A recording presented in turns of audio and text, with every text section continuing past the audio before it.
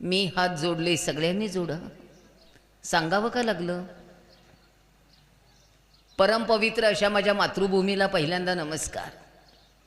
संतांच्या पुण्यभूमीत उच्च अशा हिंदू धर्मात माझा जन्म झालेला आहे, हे माझं खूप मोठं भाग्य आहे. परमेश्वराने जर मला पुढे जाऊन चुकून कधी विचारलं, तुला पुढचा जन्म मी कुठे देऊ, तर परमेश्वराला मी 1,00,000 वेळेला बजावून सांगणार आहे. ज्या हिंदुस्थानात देशाला आई मानलं जातं, ज्या हिंदुस्थानात आई वडील आणि गुरुजनांना देव मानलं जातं, ज्या हिंदुस्थानातली कुटुंब व्यवस्था संपूर्ण जगात सर्वश्रेष्ठ आहे, अशा हिंदुस्थानात कट्टर धर्माभिमानी, कट्टर देशाभिमानी म्हणून मला पुन्हा पुन्हा जन्माला घाल. जिनी मला जन्म दिला, जिनी मला वाढवलं, जिनी मला तिच्या गरिबीची झळ आयुष्यात एकदाही लागू दिली नाही. पोटाला भाकरी कमी मिळाली ही गोष्ट खरी आहे, पण आईने इतके चांगले संस्कार दिले, पोटातली भूक कधी जाणवली नाही. भाकरी कमी पडल्याचं दुःख आयुष्यात एकदाही झालं नाही. त्या माझ्या आईला नमस्कार. आणि आज राम जन्मोत्सवाच्या निमित्ताने तुमच्या गावात तुम्ही सगळ्यांनी मला सन्मानपूर्वक बोलवलं. मी सगळ्यांचे मनापासून धन्यवाद व्यक्त करते. बायकांनो, माझ्या डोक्यात सध्या फार वादळ आहे. माझ्या मनात प्रचंड दुःख आहे. हे वादळ आणि दुःख घेऊन गेली 2312 दिवस मी रोज प्रवास करते. आजच्या माझ्या प्रवासाचा 2312वा दिवस आहे. का? एक बाई आपल्या घरच्या सगळ्या जबाबदाऱ्या पार पाडून का फिरते? काय कारण आहेत? काहीतरी कारण नक्की असलं पाहिजे. बायकांनो, वकील आहे मी. सोलापूर कोर्टात जर मी प्रॅक्टिस केली असती तर आज माझ्या स्वतःच्या 4 गाड्या असत्या. कारण सध्या सगळ्यात जर धंदा कुणाचा तेजीत असेल तो फक्त वकिलांचाच धंदा तेजीत आहे. आपण सगळे फार भांडतो. आपल्या सगळ्यांना असं वाटतं वकिलांनी नोटीस पाठवली की कोर्टामध्ये न्याय मिळतो. कोर्टामध्ये निकालांचे कागद हातात येतात. त्याला न्याय म्हणायचं का नाही ते आपण ठरवायचं असतं. सगळी नाती विखुरताना बघितली कोर्टात. सगळ्या नात्यातली भांडणं बघितली कोर्टात. आईला कुणी सांभाळायचं म्हणून 2 भावांच्यात झालेली खडाजंगी भांडणं बघितली कोर्टात. कोर्टाने निकाल दिला, एकाने 1 महिना सांभाळा, एकाने 1 महिना सांभाळा. धाकट्याने उठून कोर्टाला विचारलं, एका महिन्याला 30 दिवस असतात, एका महिन्याला 31 दिवस असतात, मग 1 दिवस म्हातारीला कुठं ठेवायची? कोर्टाने सांगितलं वरांड्यात झोपवा. 9 महिने 9 दिवस पोटात सांभाळल्याचे पांग फेडा. मला तो प्रकार अजिबात आवडला नाही. मी कोर्ट कचेऱ्या केल्या नाहीत. एकेका गुंठात जमिनीसाठी 2 भाऊ एकमेकांशी लढताना बघितले कोर्टात. वकिलांना 1-1 लाख रुपये फिया देतात, पण भावाला 1 गुंठात जमीन द्यायला कोणी तयार नाहीये. का? वडिलांच्या इस्टेटीत मुलींना समान अधिकार आला. वडील गेल्याच्या 8व्या दिवशी भावाला कोर्टात खेचणाऱ्या बहिणी बघितलेत मी. आता भाऊ राखी पौर्णिमेला येत नाही. आता भाऊ दिवाळीला ओवाळायला येत नाही. आता मामाच्या गावाला पाठवायला मामाचं गावच नाही. आम्ही महिना महिना मामाच्या गावी राहायचो. सुट्टी काय छान जायची. गरिबी खूप होती, पण मामीनी एकदाही विचारलं नाही किती दिवस राहणार आहात. आज तुम्ही सगळे मिळून मला सांगा, एका तरी पाहुण्याकडे सहजपणे निवांत आपण 4 दिवस जाऊन आता राहू शकतो? स्वतःच्या मुलाकडे जाता येत नाही बाबांनो. माझा मुलगा पुण्यात नोकरी करतो. काल मी पुण्यात होते. मी त्याला फोन करून विचारलं, मी पुण्यात आली आहे, घरी येऊ का? म्हणजे तुम्हाला आमच्यासाठी वेळ आहे का? कुठल्या नात्यांबद्दल बोलूया? कुठल्या संवेदनांबद्दल बोलायचं? कुठल्या संस्कारांबद्दल बोलायचं? एक तरी नातं विश्वासाचं सांगा, ज्याच्याबद्दल आज आपण ठामपणे बोलू शकतो. कित्येक वेळेला स्वतःच्या जवळचा माणूस इतकं वेगळं वागतो, इतकं वेगळं वागतो की आपल्या पायाखालची जमीन हादरते. त्यामुळे मी कडक बोलते. सगळ्या तरुण मुलींनो, मी ब्युटी पार्लरमध्ये कधी गेले नाही, मी केस सेट कधी केले नाहीत. प्लकिंग, ब्लिचिंग, फेशियल तो प्रांत माझा नाही, मी त्यात रमले नाही. मी दिसते कशी, मी दिसते कशी, मी दिसते कशी, पण मुळात प्रश्न आहे, तू आहेस कशी? तू कशी आहेस? सासू म्हणून कशी आहेस? सून म्हणून कशी आहेस? नणंद म्हणून कशी आहेस? जाऊ म्हणून कशी आहेस? भाऊजाई म्हणून कशी आहेस? मुलगी म्हणून कशी आहेस? बायको म्हणून कशी आहेस? आणि सगळ्यात महत्त्वाचा प्रश्न आहे, तू आई म्हणून कशी आहेस? तुला सगळ्या नात्यांना न्याय देता येतात? भारतीय स्त्रीचं दिसणं कधीही एवढं महत्त्वाचं नसतं जेवढं तुम्हाला वाटतं. भारतीय स्त्रीचं घरातलं अस्तित्व सगळ्यात जास्त महत्त्वाचं असतं, कारण ती आई असते. आई असते वेदना, आई असते संवेदना, आई असतो परमेश्वराच्या हुंकाराचा आवाज. प्रत्येक घरात देवाला जाता येत नाही, म्हणून त्यांनी निर्माण केली आई. तुमच्यापैकी किती जणींना मुलं आई म्हणून हाक मारतात? करा हातवर.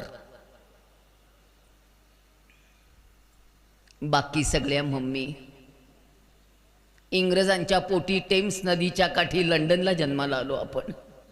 मम्मी, एक प्रश्न विचारू. एका तरी मुस्लिम घरात त्यांची मुलं आई वडिलांना मम्मी पप्पा म्हणताना तुम्ही कधी ऐकलीत? ते अम्मी जानच म्हणतात, ते अब्बू जानच म्हणतात. त्यांनी त्यांच्या आई वडिलांचे मम्मी पप्पा केले नाहीत. बदल केला आम्ही, बदललो आम्ही. आम्ही पाश्चात्यांचं अंधानुकरण करायला लागलो, आम्ही त्यांच्यासारखे वागायला लागलो. आम्हाला आमच्या धर्माची किंमत वाटेनाशी झाली. मम्मीचे अर्थ कळतात? अगं, आकाशासारखी विशाल, ईश्वरासारखी सुंदर आमची आई, का केली तिची मम्मी? कुणी दिले अधिकार तुम्हाला? का धर्मापासून लांब नेलीत मुलं? का संस्कारांपासून लांब नेलीत मुलं? का मुलांना आज तुमची किंमत वाटत नाही? का मुलांना तुमच्याबद्दल प्रेम वाटत नाही? का मुलांना तुमच्याबद्दल अटॅचमेंट वाटत नाही? का? 100 प्रश्न आहेत. 2 माणसं बदलली, 2 माणसं बिघडली. ही 2 माणसं बदलायला नको होती. ही 2 माणसं बदलली नसती ना तर संस्कार टिकले असते. ही 2 माणसं बदलली नसती ना तर संस्कृती टिकली असती. ही 2 माणसं बदलली नसती तर कुठेही धर्माला थोडा सुद्धा धक्का लागला नसता. ही 2 माणसं बदलायला नको होती. एक बदलली आई आणि दुसरे बदलले शिक्षक. बायकांनो, आईमध्ये एक शिक्षक असतो, तो कायम जागा ठेवावा लागतो. आपण 24 तास आईच असतो. तुम्ही उठता कशा, बसता कशा, बोलता कशा, वागता कशा, मुलांसमोर कशा येता, फॅशन किती करता, कपडे कसे घालता, मुलांच्या समोर वागता कशा, नातेवाईकांची कशा वागता, शेजाऱ्यांची कशा वागता, तुम्ही किती चिडता, तुम्ही किती रागवता, तुम्ही स्वयंपाक करताना किती आदळापट करता, मुलांचं तुमच्याकडे बारीक लक्ष असतं. मुलं नेहमी आईचंच अनुकरण करतात. मुलं वडिलांचं अनुकरण कधीच करत नाहीत. मुलं ही नेहमी आईसारखीच असतात. आई रागीट असेल ना तर ते पोरगं रागीटच असतं. ते आईसारखंच वागायला बघतं. माझा मुलगा दिसायला त्याच्या वडिलांसारखा आहे, पण तो वागायला सेम माझ्यासारखा आहे. कारण दिवसातले 16 तास तो माझ्याजवळ असायचा. तो माझ्यासारखा बोलतो, माझ्यासारखा वागतो. खरं सांगायचं, मी एक गोष्ट बोलू, मला ही आई बदललेली पसंत नाहीये. 18 वर्षाच्या मुलीने मला एक पत्र लिहिलंय. अपर्णाताई नमस्कार, माझी आई इतकी नटते, इतकी नटते, इतकी नटते, ती तिच्या हाताला जांभळी पिवळी नेलपेंट लावते, मला ते अजिबात आवडत नाही. तुम्ही तिला समजावून सांगायला या की तिने इतकं नटायचं नाही. मी सगळ्यांचे प्रॉब्लेम मिटवायला घरी जाते बरं का. मी आजपर्यंत कधी कोणाला नोटीस पाठवलेली नाही आहे. मी वकील असले तरी मी प्रत्येकाच्या घरी जाऊन त्यांचे प्रॉब्लेम मिटवते. काल सुद्धा मी साताऱ्यात होते, मी साताऱ्यात ज्यांच्या घरी गेले त्यांच्या घरी मी त्यांचा प्रॉब्लेम मिटवायला गेले. मी प्रत्येकाच्या घरी जाते. त्या मुलीने मला पत्र लिहिलं, मी घरी गेले. त्या बाईंना मी इतकं समजावून सांगितलंय. त्या बाईंचं एकच वाक्य, इतके दिवस सासूबाई होत्या त्यामुळे मला मनासारखं कधीच नटता आलं नाही, आता ही माझी सासू होणार आहे का? 12वीतल्या मुलांनी मला फोनवर कळवलंय की आम्ही आडत व्यापारी आहोत. आमचं घर येणाऱ्या जाणाऱ्या माणसांचं आहे. आमच्या घरात इतकी माणसं येतात. माझे आजोबा घरात आहेत, आजोबांचे वडील घरात आहेत, आमच्या 3 पिढ्या आज घरात आहेत. पण माझी आई माझ्या आजोबांना वाढायला, जेवायला वाढायला नेहमी गाऊनवर येते. तुम्ही तिला फक्त समजावून सांगा की तिने माझ्या आजोबांना गाऊनवर जेवायला वाढायचं नाही. तिने माझ्या आजोबांना जेवायला वाढताना साडी नेसावी. का त्या 12वीतल्या मुलाला असं वाटावं? आई असते श्रद्धा, आई असतो विश्वास. मुलांना काय वाटतं ते महत्त्वाचं असतं. मुलं कसं तुमच्याशी बोलतात ते महत्त्वाचं असतं. बायकांनो, एक वाक्य घरी गेल्यानंतर वहीमध्ये लिहून ठेवा, नाही तर भिंतीवर लिहून ठेवा. जेव्हा आपली मुलं मोठी होत असतात, आपल्यातली बाई शिल्लक नसते, आपल्यातली आई शिल्लक असते. त्या आईला न्याय द्यायला शिका. मुलांसमोर वागताना संयम लागतात, मुलांसमोर वागताना नियम लागतात. आमच्या आईवडिलांच्यात काय संबंध आहेत आम्हाला कधी आयुष्यात कळले नव्हते. आमच्या दोघांच्यात काय संबंध आहेत आमच्या मुलांना कधी कळले नव्हते. आणि आज तुम्ही तरुण नवरा बायको मुलांच्या समोर इतके एक्सपोज होत आहे. त्या मोबाईलवर नको तसले सेल्फी काढायचे मुलांच्या समोर. लग्नातले फोटो इतके दिवस मान्य आहेत. लग्नाच्या अगोदर प्री वेडिंग फोटो, लग्नाच्या अगोदर फोटो काढण्यासाठी 1.5 2 लाख रुपये खर्च करतायत. इतके काहीतरी फोटो काढतायत, अक्षरशः हॉलमध्ये लावले जातात फोटो. म्हातारी माणसं येत असतात, घरातली वयस्कर माणसं असतात, घरातली मंडळी असतात. कशासाठी? का चाललोय लांब आपण आपल्या संस्कारांपासून? संध्याकाळच्या मालिका मी कधी बघितल्या नाहीत. काय बायका भांडतात नाही नटून थटून, आणि आम्ही भांडणाऱ्या बायका बघत बघत 3 तास घालवतो. 20 वर्षाची मुलगी 50 वर्षाच्या माणसावर प्रेम करते आणि सगळ्या घरादारांनी कौतुकाने ती मालिका बघावी. काही गरज आहे? तुमच्या मुलीने हा निर्णय घेतला तर तुम्ही काय कराल सांगा मला. किंवा तुमच्या मुलाने हा निर्णय घेतला की मी 20 वर्षाच्या बाई बरोबरच लग्न करणार, जमू शकतं?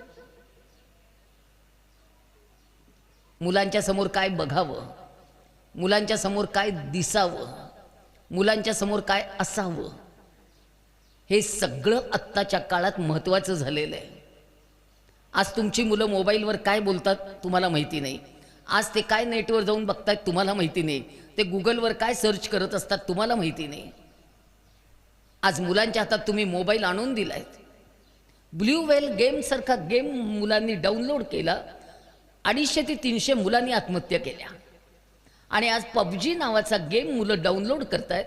एक एक पोर वेडं होईल, एक एक पोर. आई वडिलांना समजत नाही. मर्यादा असाव्या लागतात. काळ बदलला, काळ बदलला, काळ बदलला. मलाही मान्य काळ बदलला. काळ बदलला म्हणून आपण इतकं बदलायचं असतं? आज देश धोक्यात, त्याची कुणाला काळजी नाही. आज धर्म धोक्यात, त्याची कुणाला काळजी नाही. काश्मीरपासून कन्याकुमारीपर्यंत हजारो मुली आज बेपत्ता आहेत. कुठे आहेत मुली? आई वडिलांच्या हृदयावर पाय देऊन जातात कशा मुली? घराच्या चौकटीतली प्रतिष्ठा सोडून मुली बाहेर का जातात? कुणालाच त्याची काळजी नाहीये. पण आमच्या आईला त्या मालिकेतल्या राधिकेचं काय होणार याची फार मोठी काळजी आहे. आणि असली आई घरात नको म्हणून माझं तुमच्याशी भांडण आहे.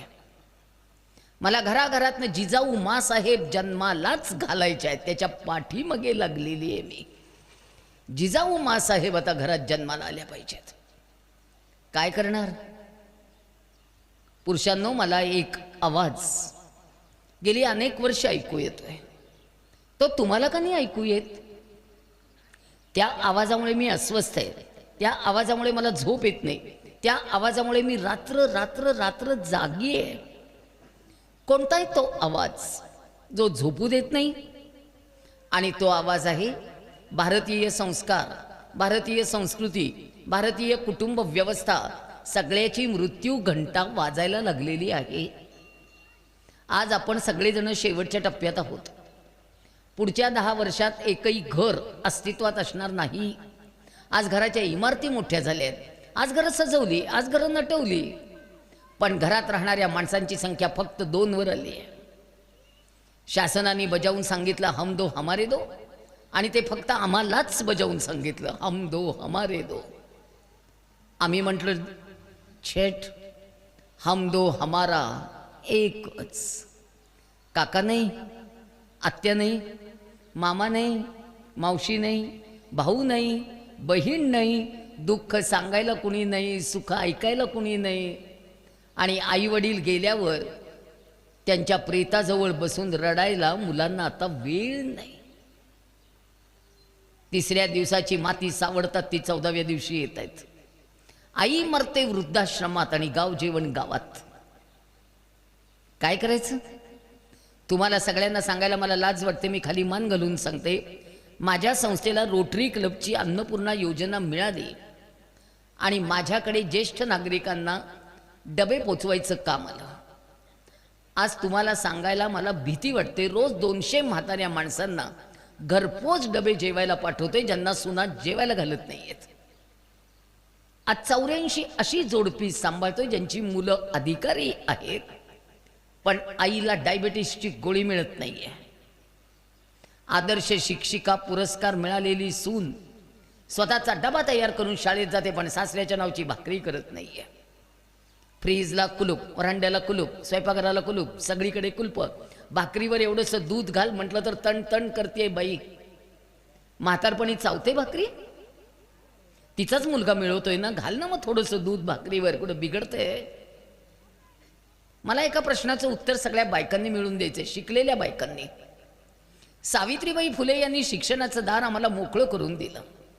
सावित्रीबाईंना खात्री होती, एक बाई शिकली कुटुंब सक्षम होणार आहे, एक बाई शिकली सगळं कुटुंब शिकणार आहे, एक बाई शिकली भारतीय कुटुंब व्यवस्था टिकूनच राहणार आहे. सावित्रीबाईंची केवढी खात्री होती आपल्याविषयी. सावित्रीबाईंनी फार विश्वासाने आपल्याला शिकवलं.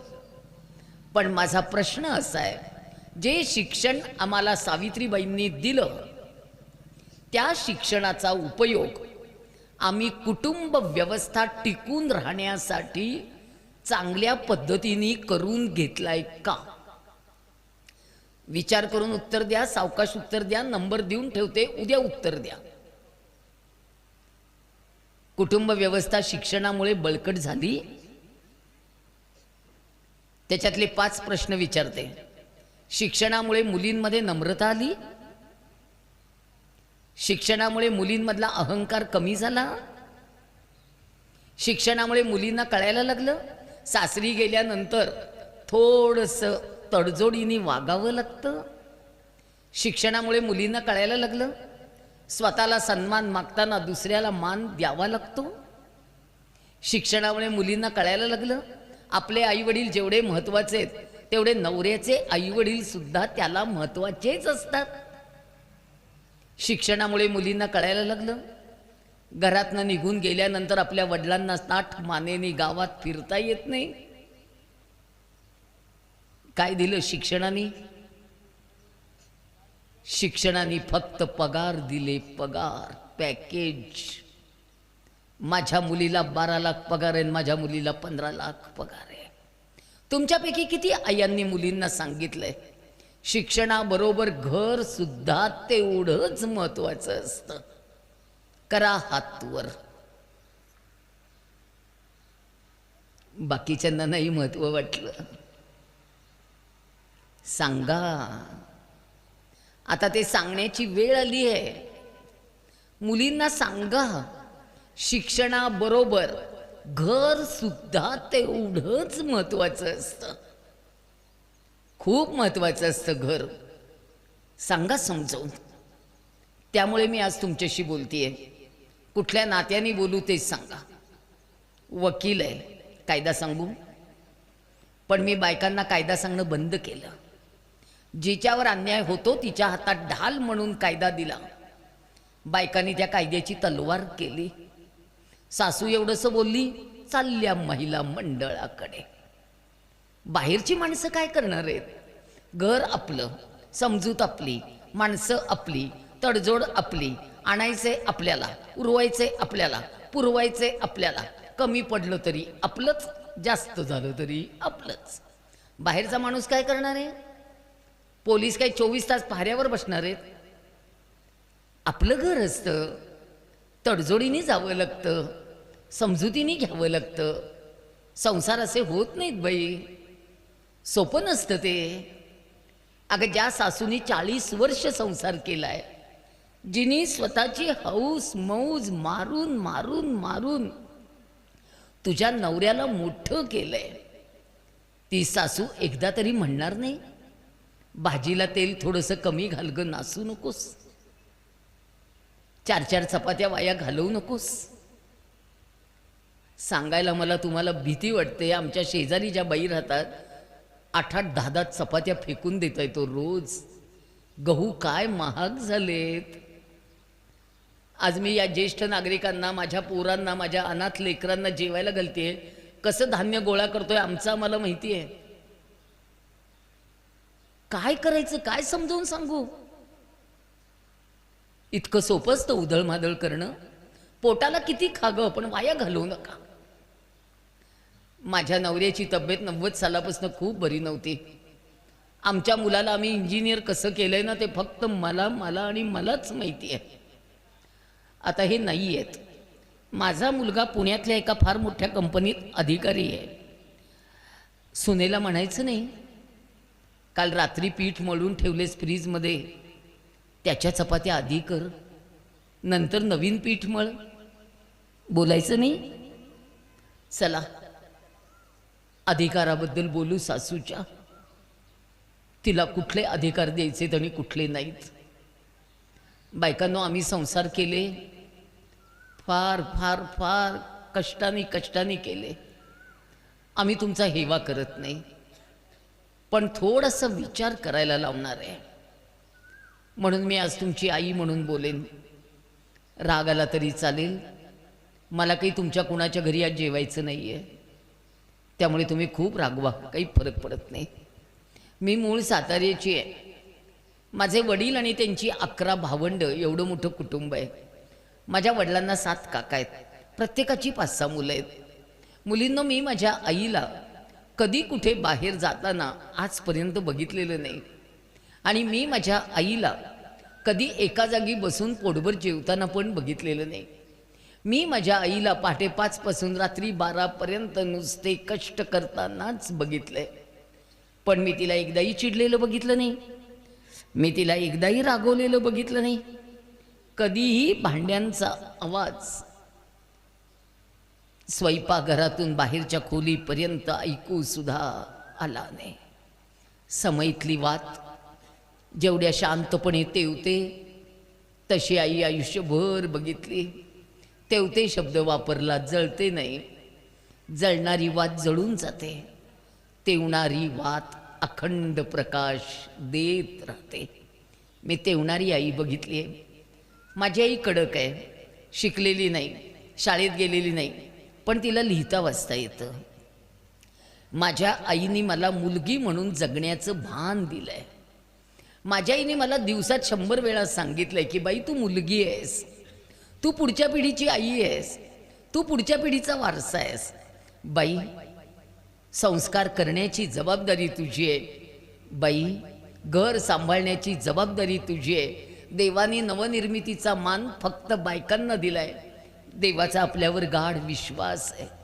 देवानी सांगितलंय, तुझ्या पोटी जे जन्माला येणार आहे ते उत्तम येणार आहे, त्यामुळे तुला समृद्ध आई होता आलं पाहिजे. बाई, तू मुलगी आहेस, तू मुलगी आहेस. आणि आज तुम्ही सगळे मिळून मुलींना उलटा ऐकवताय. मी माझी मुलगी मुलासारखी वाढवणार आहे, तो माझा मुलगा आहे, तो माझा मुलगा आहे.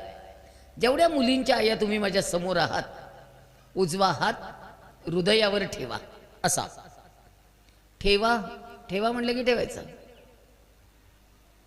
आणि तुमच्या आत्म्याला विचारा, मुलगी मुलासारखी वाढवता येते कशी? तिला देवाने दिलेला मातृत्वाचा अवयव काढून टाकणार, तिच्या वाहणाऱ्या दुधाच्या अमृताच्या धारा ज्याच्यातनं महापुरुष घडतात त्या बंद करणार, तिची कोमलता काढणार, तिची खंबीरता काढणार, तिची शालीनता काढणार, तिची रुजुता काढणार, तिची क्षमाशीलता काढणार, तिच्या संवेदना काढणार, तिची सहनशीलता काढणार, तिचं वात्सल्य काढणार, तिचं ममत्व काढणार, तिचं समर्पण काढणार, तिचा त्याग काढणार, तिचं पावित्र्य काढणार, तिचं मांगल्य काढणार, तिचं शील काढणार, तिचं चारित्र्य काढणार, तिची क्षमाशीलता काढणार. बायकांनो तिचं काय काय काढणार? देवानी बायकांना पुरुषांपेक्षा 100 गुण जन्माला येताना जास्त दिलेले. आपण का पुरुष व्हायचं? अगं यांना शरीर बलदंड दिलंय, मन कमकुवत दिलंय. आपल्याला शरीर नाजूक दिलंय, मन खंबीर दिलंय देवाने, खंबीर मन. एक बाई नवरा गेल्यानंतर आपली 5 पोरं खंबीरपणे वाढवू शकते. वाळवंटासारखं एकटं आयुष्य काढण्याची धमक एका बाईमध्ये देवाने दिलेली आहे. 2 पोरं पोटाशी असतील आणि तरुण वयात नवरा गेला, बाई दुसरं लग्न करत नाही. पोरांच्या तोंडाकडे बघून बघून बघून तारुण्य जातं, नातवंडांच्या तोंडाकडे बघून बघून म्हातारपण जातं. बाई एकटी जगते. पुरुषांना विचारा, बायकोच्या पाठीमागे एक तरी पोर यांना सांभाळता येतं का? पुरुष एकटे राहू शकतात? पुरुष एकटे राहायला घाबरतात. आपण एकटे राहायला घाबरत नाही. आपण पालीला घाबरतो, उंदराला घाबरतो, झुरळाला घाबरतो, पण डोंगरासारख्या संकटाला बाई कधीच घाबरत नाही. हे पक्क लक्षात ठेवा. ताकद लक्षात घ्या ग, शक्ती लक्षात घ्या. इतक्या शेतकऱ्यांनी आत्महत्या केल्याच्या बातम्या वाचल्यात. एका तरी शेतकऱ्याच्या बायकोनी आत्महत्या केल्याची बातमी वाचलीत? नाही वाचलीत. कपाळ उजाड झालं, रान उजाड झालं, सगळं गाव सगळं घर उदास उदास उदास झालं. पोरं वनवासी झाली, बाई घाबरली नाही. सगळ्या बांगड्या एक केल्या, मनाला खंबीरपणे बजावून सांगितलं शेत हिरवगार करायचंय, पोरं झाली आहेत वनवासी, त्यांना शिकवायचंय, खंबीरपणे उभं राहायचंय. बाई उभी राहिली, मरून नाही गेली घाबरून. ताकद लक्षात घ्या बायकांनो. आणि बायकांनी बायकांसारखंच वागावं. मुलींना पुरुष करू नका. तिच्यातल्या सगळ्या संवेदना जाग्या ठेवा, तिच्यातल्या मातृत्वाच्या सुंदर भावना जाग्या ठेवा, तिच्यातली मृदुता जागी ठेवा. स्वामी विवेकानंद नेहमी असं म्हणतात की बायकांनी नेहमी थोर स्त्री व्हावं, बायकांनी थोर पुरुष कदापिही होऊ नये. आणि सीतेच्या आदर्शावर पाऊल टाकून चालणार असाल तरच तुमच्या शिक्षणाचा उपयोग होणार आहे, नाहीतर नाही. इतकंच स्वामीजींनी स्वच्छ सांगितलेलं आहे. स्वामीजी म्हणतात, मी माझ्या भाषेत सांगितलं, फार छान वागावं लागतं बाई. आणि मला एका प्रश्नाचं उत्तर सगळ्यांनी विचार करून द्या. आपण आपली मुलगी जर मुलासारखी वाढवली आणि तिचं लग्न केलं, सांगा 2 पुरुषी वृत्ती संसार करू शकतात? एक देवानी घडवलेला पुरुष आणि एक आपण घडवलेला पुरुष. 2 पुरुषांचे इगो आडवे येतात. मी मोठा का तू मोठी, माझा पगार जास्त का तुझा पगार जास्त, मी माझा ATM कार्ड दाखवणार नाही, मी माझा बँक बॅलन्स दाखवणार नाही, माझ्या पगारातला 1 रुपया मी तुझ्यासाठी खर्च करणार नाही. माझ्या वयाच्या बायकांनी सांगावं, दळणातले 10 पैसे बाजूला ठेवले, कुठेतरी बाजून काहीतरी बाजूला काढत पैसे ठेवले, घर अडचणीत आल्यावर तेच काढून दिले. आपण छान जगलो अगं. आता मुलींना पगारातला 1 रुपया द्यायला तयार नाही आहेत घरासाठी. आम्हाला बांगडी होती, दिवाळीत केली तर नवरा म्हणायचा अडचणीत आहे बाई, दिली काढून. आम्हाला आमचं असं काही जगता आलं नाही ग. बायकांनो, मी खरं सांगते, 2 पुरुष संसार करू शकत नाहीत. कुणीतरी एकानी बाई असावंच लागतं.